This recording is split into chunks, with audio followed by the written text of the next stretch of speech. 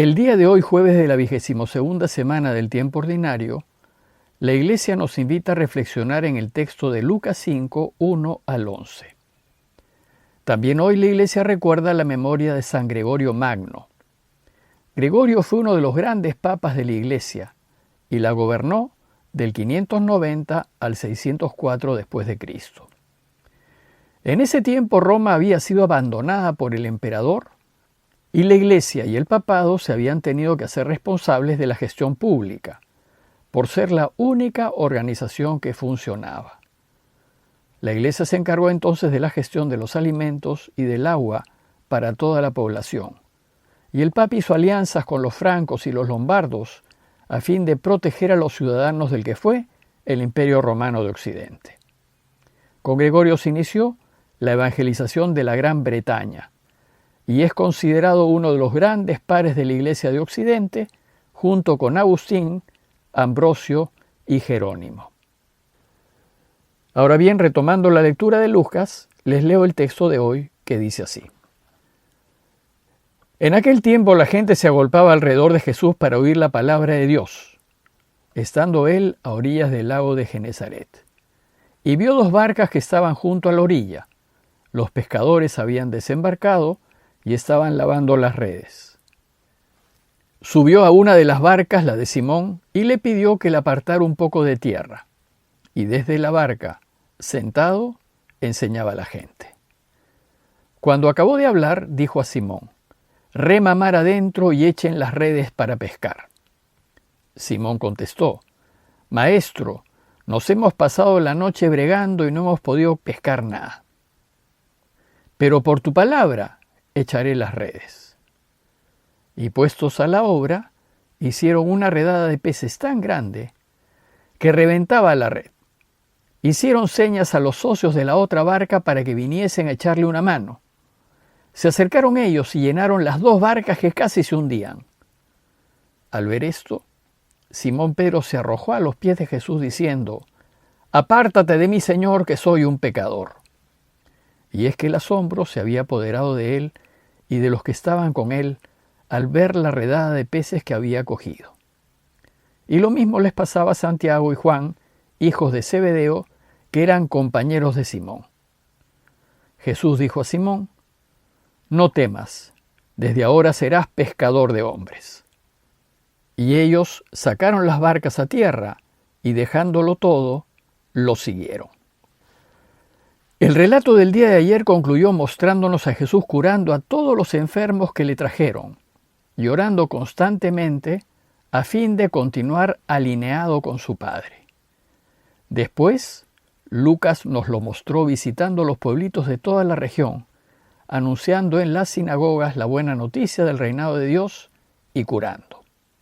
Pero hasta este momento, según Lucas, Jesús caminaba solo. Aún no había invitado a nadie para que lo ayude en la inmensa tarea que es ayudar a su Padre a reinar. Hoy Lucas nos relata la invitación que Jesús hizo a quienes fueron sus apóstoles, que como sabemos significa enviados, y que son los que lo acompañarán en el camino. Mientras que en el Evangelio de Marcos, que es el más antiguo de todos, Jesús llama a sus discípulos al inicio de su vida pública, Lucas ubica la llamada luego de un buen tiempo que Jesús ha estado recorriendo la comarca, enseñando y curando. Podemos pensar que si bien Jesús se alojaba en casa de Pedro, aún no lo había invitado a que se le una al trabajo que estaba haciendo.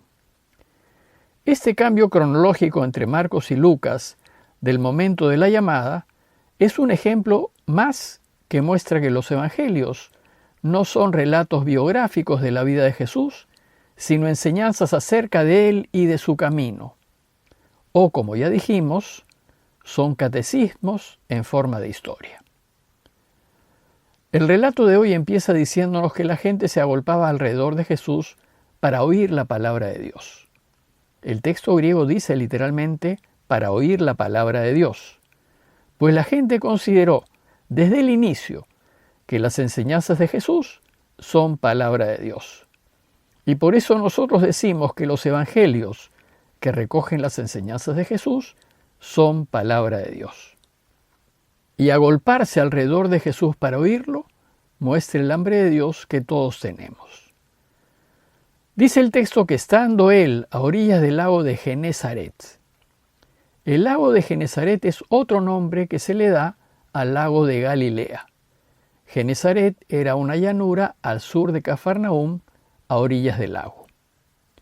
También se le llama lago de Tiberíades, en honor a la ciudad de Tiberíades construida hacía poco por Herodes Antipas, y se le llama también mar de Galilea. Tiene pues varios nombres. El lago tiene 20 kilómetros de largo por 13 kilómetros de ancho, y se encuentra en una gran depresión a 207 metros por debajo del nivel del mar. Por estar por debajo del nivel del mar, el río Jordán que sale del lago no puede desembocar en el mar.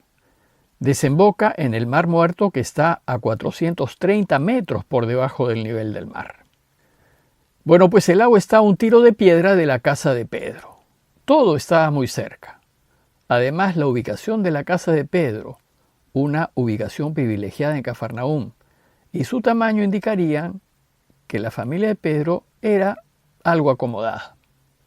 Pedro se dedicaba a la pesca, y una barca y redes de pesca eran activos caros. Y Pedro, con el fruto de la pesca, podía comprar lo necesario para vivir. Dice el texto que Jesús vio 2 barcas que estaban junto a la orilla. Los pescadores habían desembarcado y estaban lavando las redes. Y subió a una de las barcas, la de Simón, y le pidió que se apartara un poco de tierra. Y desde la barca, sentado, enseñaba a la gente.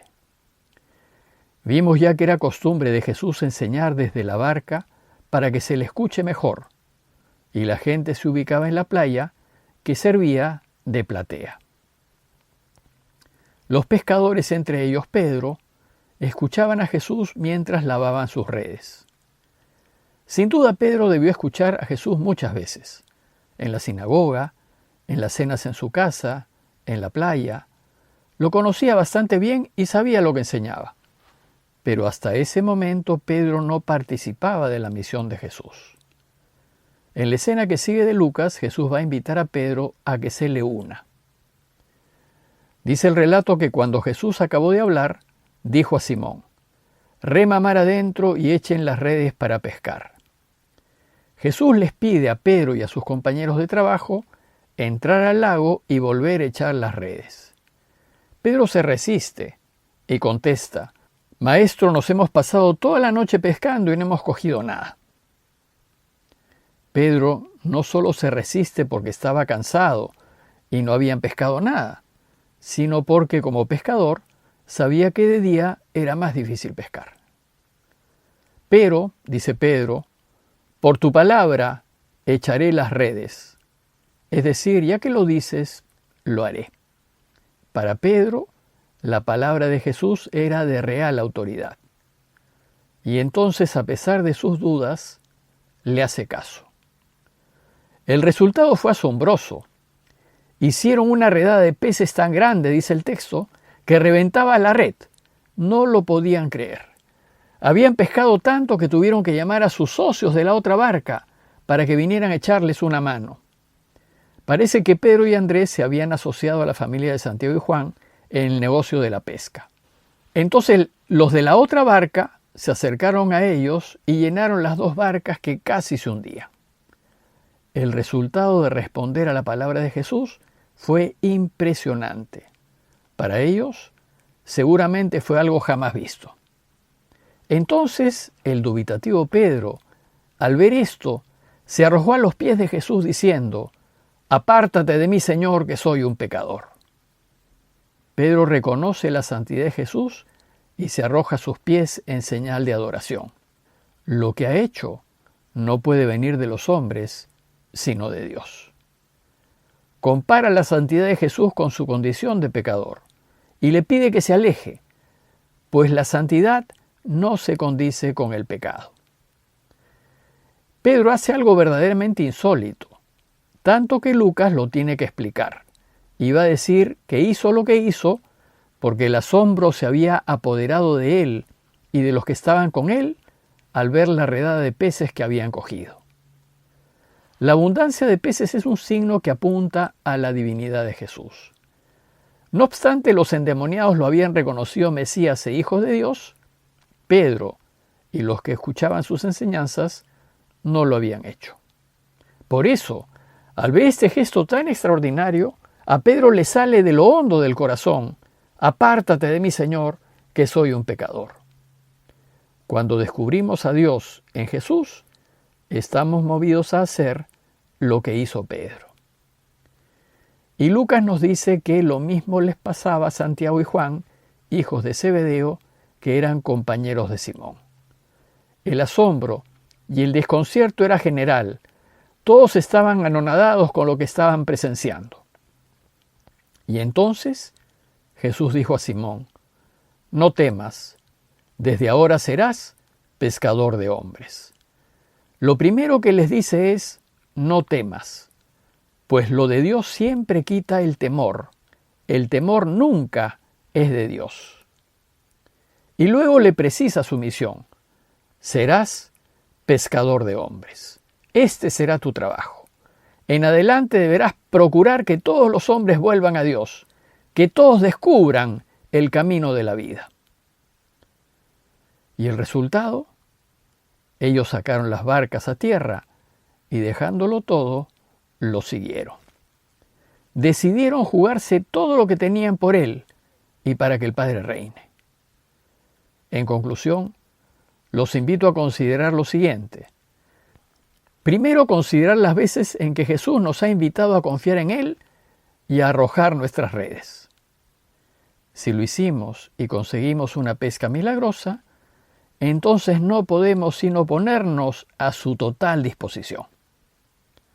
Y segundo, considerar que Jesús invita a todos, a casados y solteros, jóvenes y adultos, ricos y pobres, a todos, para que todos seamos pescadores de hombres y a que nos arriesguemos a seguirlo. Y Él espera que apostemos todo lo que tenemos por Él. Parroquia de Fátima, Miraflores, Lima.